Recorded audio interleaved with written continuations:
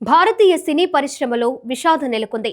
దక్షిణాదిలో ప్రసిద్ధి చెందిన నిర్మాణ సంస్థ ఏవిఎం ప్రొడక్షన్స్ అధినేత సీనియర్ నిర్మాత ఏవిఎం శరవణన్ కన్నుమూశారు.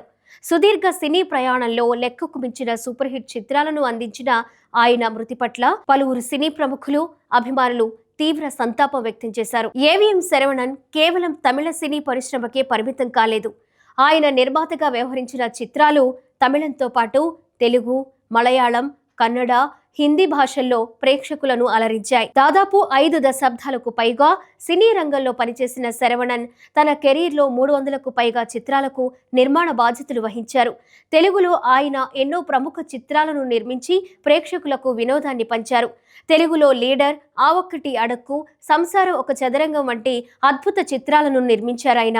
ఏవిఎం శరవణన్ తండ్రి ఏవి మేయప్పన్ 1945లో ఏవిఎం ప్రొడక్షన్స్ బ్యానర్ను స్థాపించారు. భారతీయ సినిమా చరిత్రలోనే అత్యంత పురాతనమైన, ప్రతిష్టాత్మకమైన నిర్మాణ సంస్థలో ఇది ఒకటి. ఈ సంస్థలో ఎంజీఆర్, శివాజీ గణేశన్ వంటి దిగ్గజాలతో పాటు రజనీకాంత్, కమల్ హాసన్ వంటి సూపర్ స్టార్లతో సినిమాలు నిర్మించబడ్డాయి. తండ్రి ఏవి మేయప్పన్ తరువాత ఏవిఎం శరవణన్ నిర్మాణ సంస్థ బాధ్యతలు చేపట్టారు. శరవణన్ ఆధ్వర్యంలోనే ఏవిఎం ప్రొడక్షన్స్ అత్యధిక విజయాలను నమోదు చేసింది. శరవణన్ కుమారుడు ఎంఎస్ గుహాన్ కూడా నిర్మాతగా రాణిస్తున్నారు.